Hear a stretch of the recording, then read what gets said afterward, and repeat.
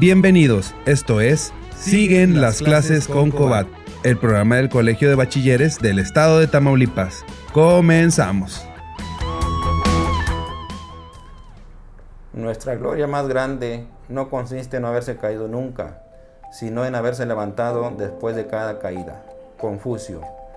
Muy buenas tardes, jóvenes estudiantes del Colegio de Bachilleres de nuestro estado de Tamaulipas y compañeros docentes que siguen esta transmisión, siguen las clases con Cobat. Gracias por acompañarnos. Les saluda con mucho gusto su servidor y amigo José Luis Ustaita López, jefe de materia de Ciencias Sociales.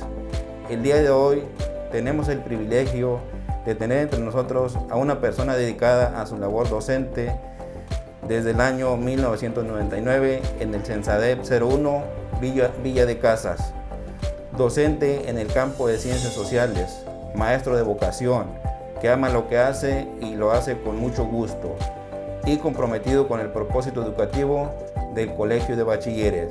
Él es el maestro José Aurelio García Navarro. Muchas gracias, maestro, por estar con nosotros.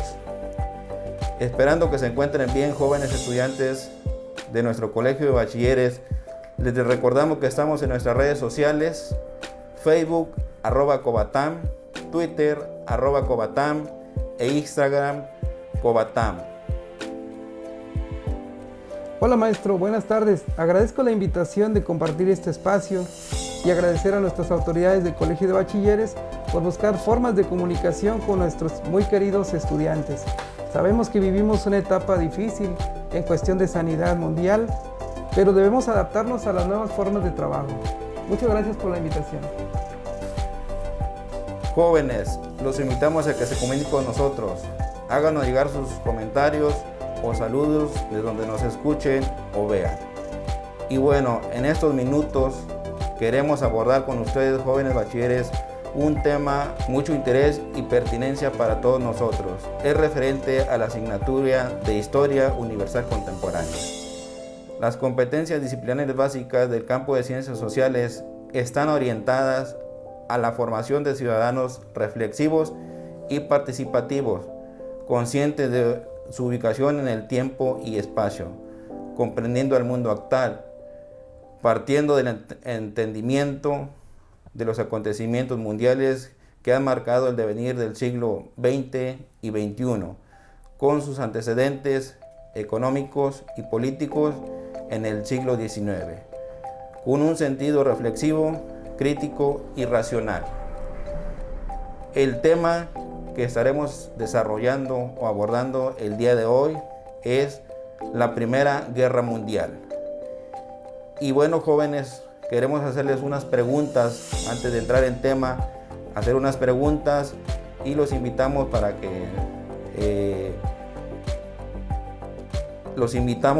que nos hagan llegar su opinión a nuestro chat. La primera pregunta es: ¿qué inició la Primera Guerra Mundial? ¿Qué países participaron en la Primera Guerra Mundial? ¿Qué pasó en la Primera Guerra Mundial? Y bueno, jóvenes, tenemos unos minutos para que nos den su opinión acerca de estas preguntas y de este tema que, como ya lo mencionamos, es la Primera Guerra Mundial.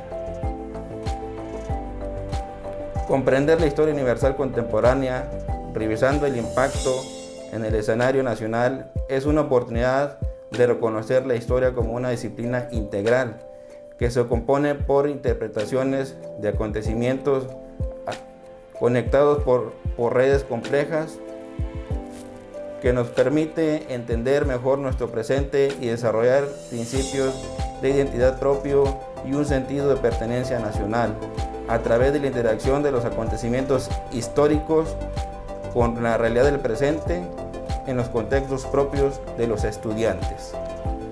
Muy bien. La materia de Historia Universal proporciona elementos para que el estudiantado concluya que la interacción entre las naciones del siglo XX, sus ideologías y procesos económicos, políticos y sociales constituyen una visión del mundo actual, explicando hechos y procesos históricos del presente que den respuesta a interrogantes de la realidad social en la que vive.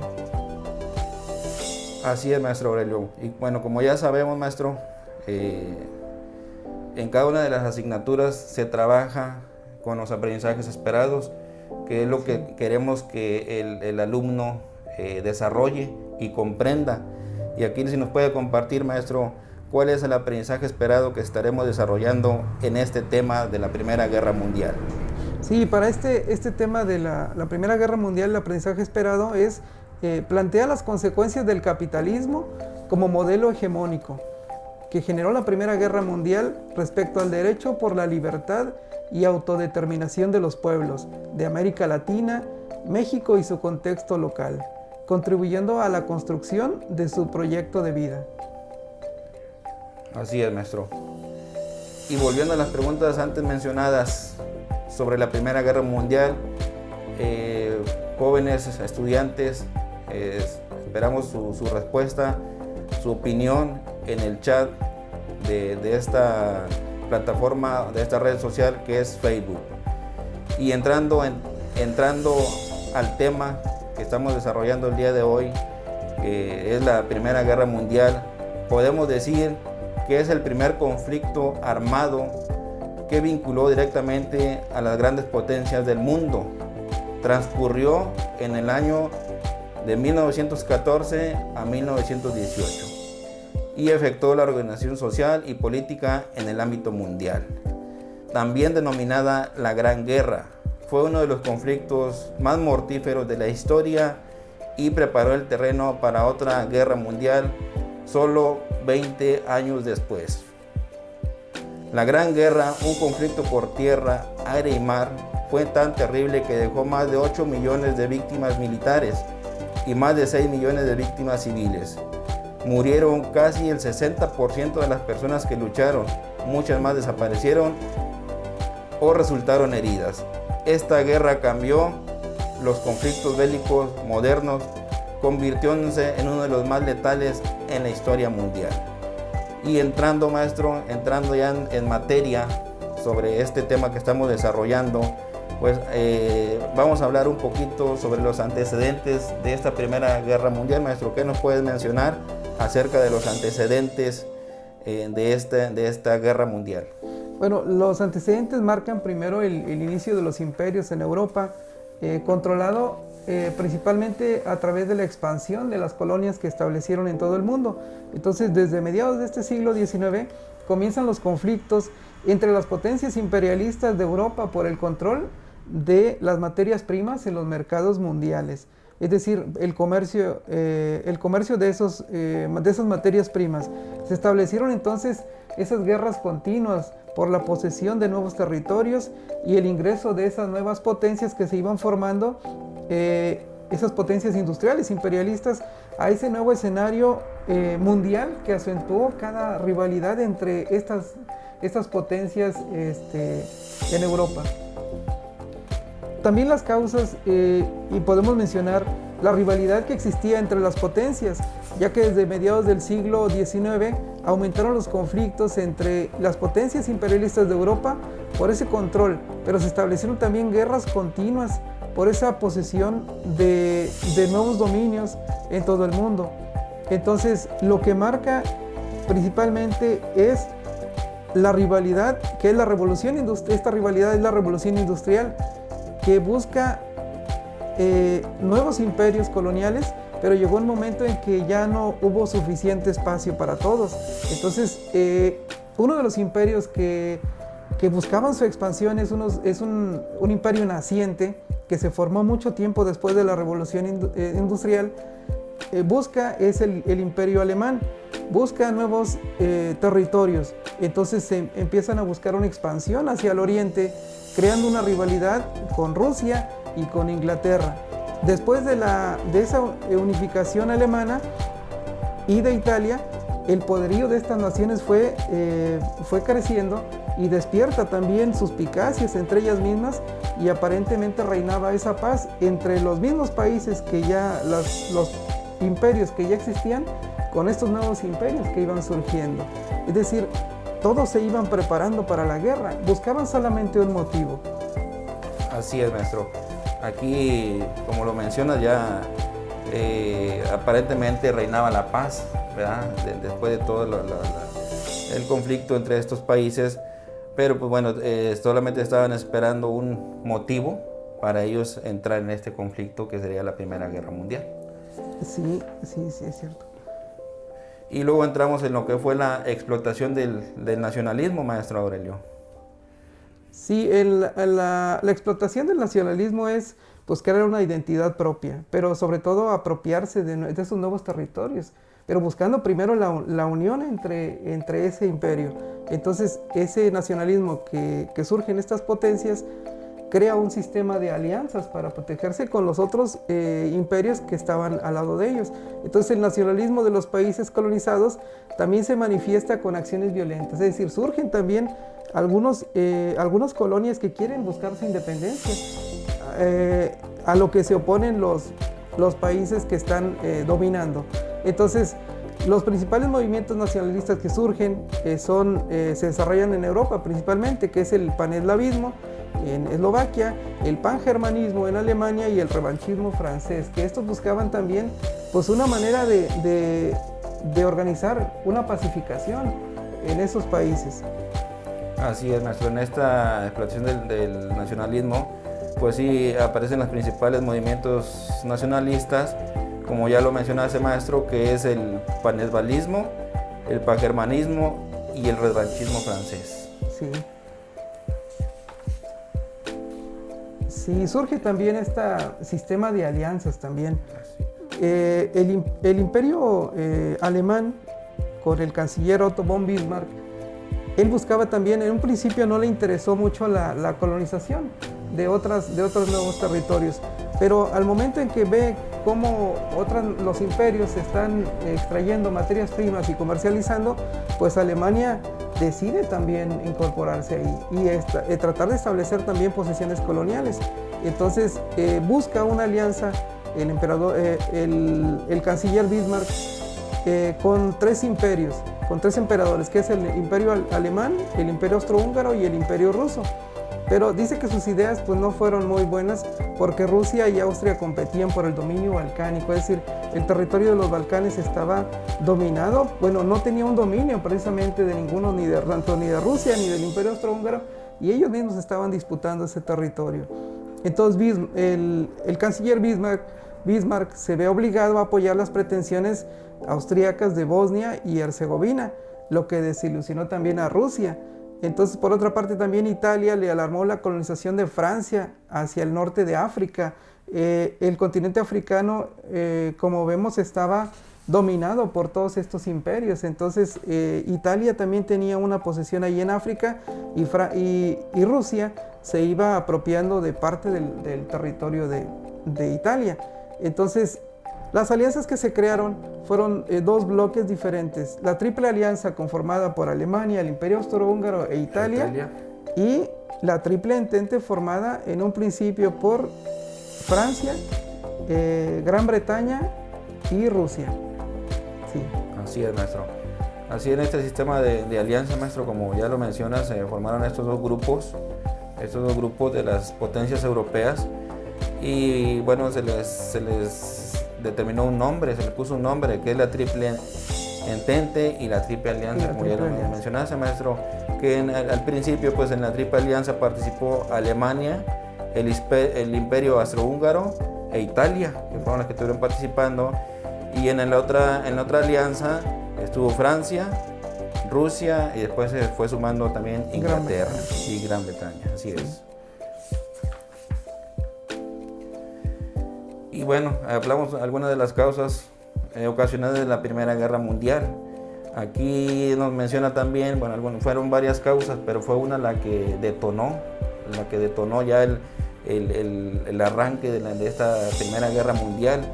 Dice que el archiduque Francisco Fernando, sobrino del emperador de Austria, Francisco José, el día 28 de junio de 1914, hizo una visita oficial a la ciudad de Sarajevo. Fue asesinado por un fanático que quería la incorporación de Bosnia y Herzegovina. Aquí fue la muerte del archiduque Francisco Fernando, maestro, el 28 de junio de 1914. Sí, pues como mencionaba hace rato, todos los países ya buscaban solamente un pretexto para iniciar la guerra. también en el momento en que ellos hacían obligatorio el servicio militar durante mucho tiempo, y con esta nueva revolución industrial que surgió también, pues la creación de armamento. Entonces todos se estaban preparando para esa guerra y solamente buscaban ese motivo, que fue el asesinato del archiduque Francisco Fernando, heredero al trono de Austria. Entonces los problemas aparentemente se iban a solucionar por la vía diplomática. A final de cuentas, Austria le envió a Serbia un ultimátum que solamente estaba conformado, solamente de plazo le daba 48 horas para solucionar ese problema, y pues era imposible que Serbia pudiera responder en 48 horas, y entonces el Imperio Austrohúngaro le declara la guerra a Serbia. Al momento en que le declara la guerra, pues Rusia sale en defensa también de los serbios. Era una posesión que ellos buscaban de dominio, y entonces Alemania, al ver que el Imperio Austrohúngaro pues tenía también su alianza, pues decide, pero también con Rusia había hecho un acuerdo secreto, pero entonces en vez de atacar al Imperio Austrohúngaro, comienza a invadir a Francia, pero al momento en que trata de invadirlo, pues está el país de Bélgica, que también pensaron los alemanes que iba a ser una toma rápida, y pues no, los belgas también oponen mucha resistencia y contienen el avance del ejército alemán, y entonces le da tiempo a Francia de poder organizarse en las orillas del río Rin, que es donde contienen ese avance de los alemanes. Así es, maestro, y bueno, nos podemos dar cuenta de lo que nos platicas acerca del mapa político de Europa antes de la Primera Guerra Mundial, cómo estaban los países en el territorio, ¿verdad?, antes de esta Primera Guerra Mundial, y bueno, ahí el mapa nos muestra cómo están los países todavía en su territorio. Sí, todavía eran muy extensos los territorios, sobre todo el de Alemania, el Imperio Austrohúngaro también, aparte de todo el dominio que tenían ellos en Europa, en esa, pues bueno, es un periodo de siglos durante el dominio de los imperios en Europa. Sí. Así es.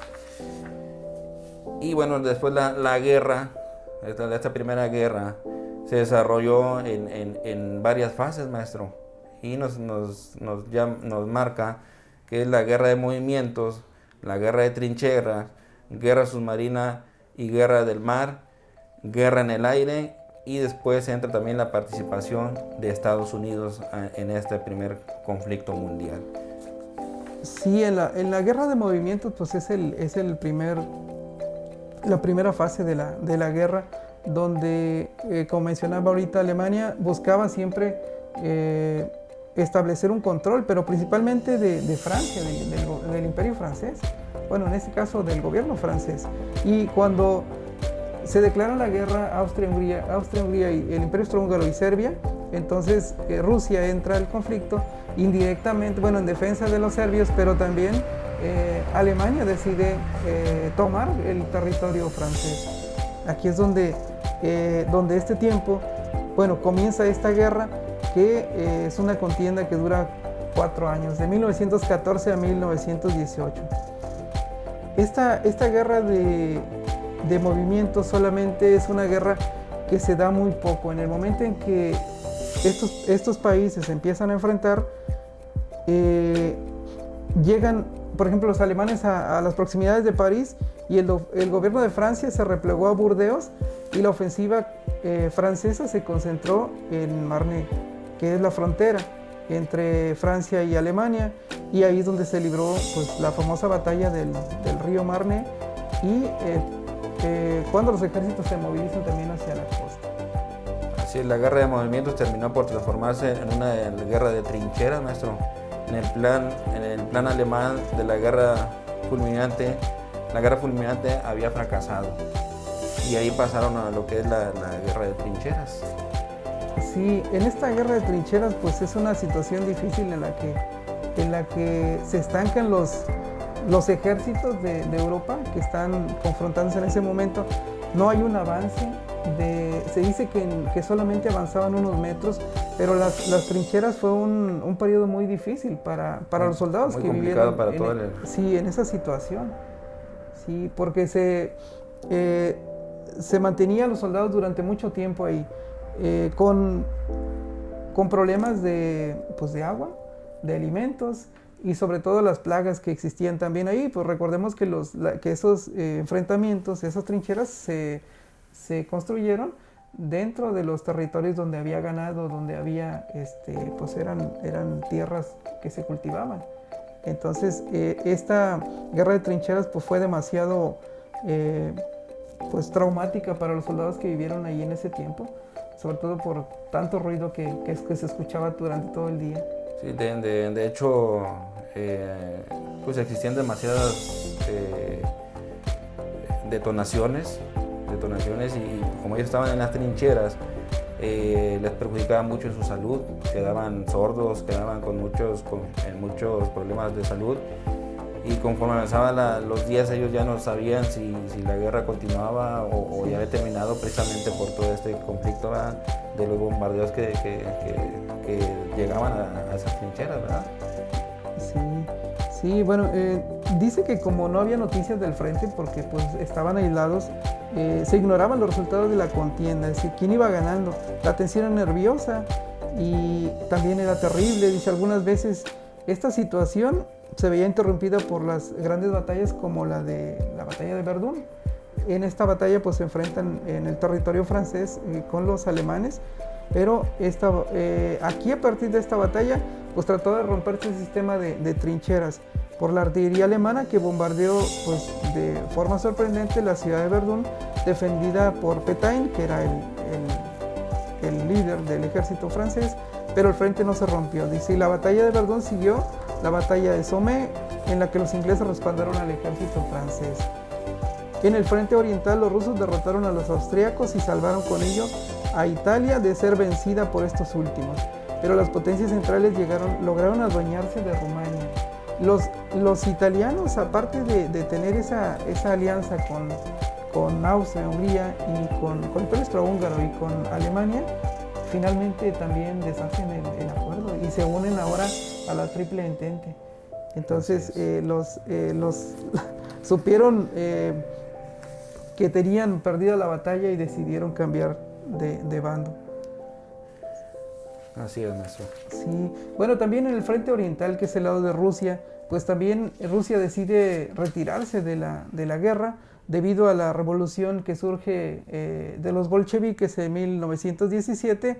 Entonces la URSS firma el tratado Brest-Litovsk, dice por el que perdió las costas del Báltico y se retiró de la contienda. Es decir, Rusia retira su ejército para enfrentarse ahora con el conflicto interno que era ese movimiento de la sociedad en Rusia. Estados Unidos le permitían disponer de recursos limitados y su potencial bélico aumentaba constantemente.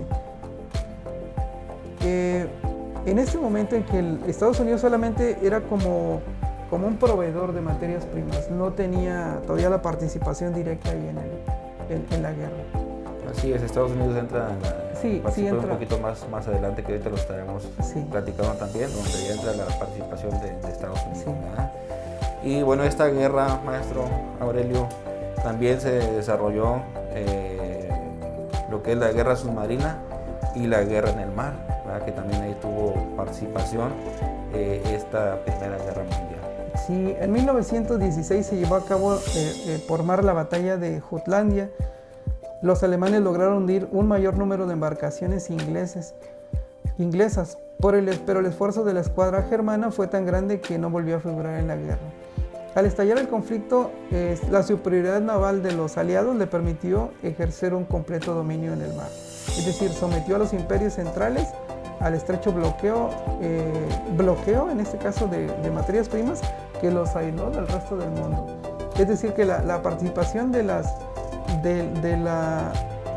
los barcos de guerra alemanes solamente fue muy corto el tiempo.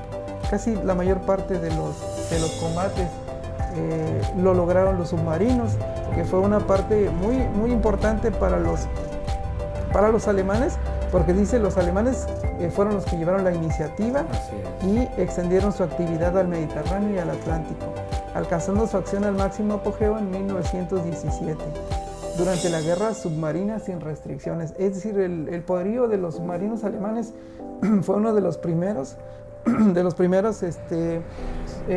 tipos de armas que se utilizaron y fueron los primeros que iniciaron con la guerra submarina. Así es, maestro, ahí la guerra submarina fue la que tuvo más participación, ¿verdad? Sí. Por parte de los alemanes, y bueno, ahí fue donde se desarrolló con más potencia en esta guerra submarina. Que por mar fue menos la participación. Sí, bueno, aquí es donde se da la entrada de Estados Unidos. Había un barco barco inglés llamado Lusitania. Ese barco es hundido por un submarino, ahí se pierden muchas vidas y ahí viajaban ciudadanos estadounidenses, y es por eso que Estados Unidos piensa en entrar en el conflicto, aunque no directamente es el motivo por el que entra Estados Unidos, sino que un submarino alemán hundió 3 barcos de Estados Unidos, y es cuando comienza pues ya la incorporación de Estados Unidos a esta guerra, que trajo pues mayores beneficios para los aliados. Así es.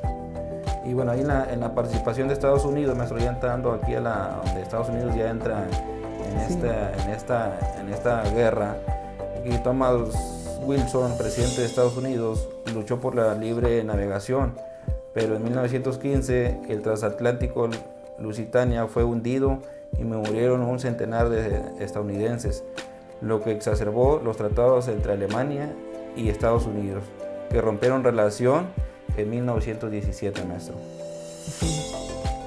Sí, la participación de Estados Unidos pues es un gran avance para la guerra, sobre todo porque Estados Unidos es quien prácticamente decide, ya con la incorporación de los soldados y el armamento que lleva, pues aparte de que los alimentos que también se llegan a esos soldados que estaban careciendo de ellos, es cuando pues esta primera guerra se ve ya pues se carga hacia un lado de parte de los aliados.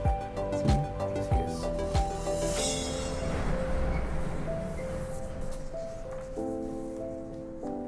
Bueno, la caída de las potencias centrales, al momento de que entra Estados Unidos, estos países, estos imperios que habían iniciado este conflicto, pues la situación militar ya no parecía favorable a los imperios, aunque ellos trataban de aparentar que sí todavía tenían una situación muy buena.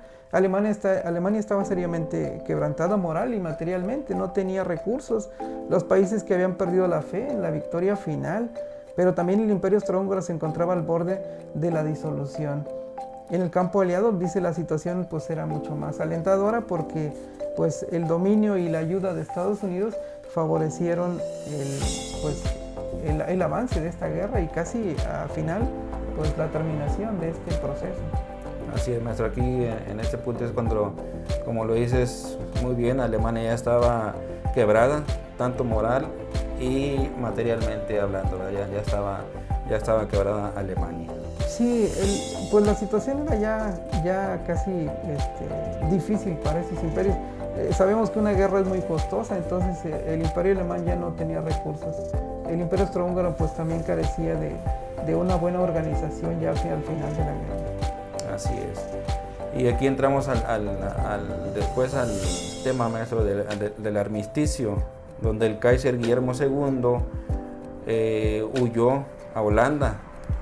Los aliados, pensando someterlo a un juicio sumario como criminal de guerra, pero los holandeses se negaron a entregarlo con el pretexto de que eso contradecía su honor nacional. Esto ocurrió en noviembre de 1918. Después de la huida del Kaiser, se instauró un gobierno que solicitó el armisticio a los aliados. La guerra había terminado el 11 de noviembre de 1918, maestro. Sí, por este armisticio, el abandono de los territorios ocupados por Alemania fue inmediato se le exigió a Alemania desarticular el ejército. Así es, y después entraron los que fueron los tratados, nuestro tratado de paz. Dice, la conferencia de paz de Versalles se realizó en el Palacio de Versalles, en París, Francia, en 1919 y 1920, con la participación de 27 naciones triunfantes. Sí, el Tratado de Versalles fue implacable con los perdedores. Los alemanes se fueron obligados a aceptar las condiciones aprobadas en el tratado. El Tratado de Versalles fue firmado el 28 de junio de 1919 por los representantes alemanes. La Liga de Naciones se creó el 28 de abril de 1919 con sede en Ginebra, Suiza.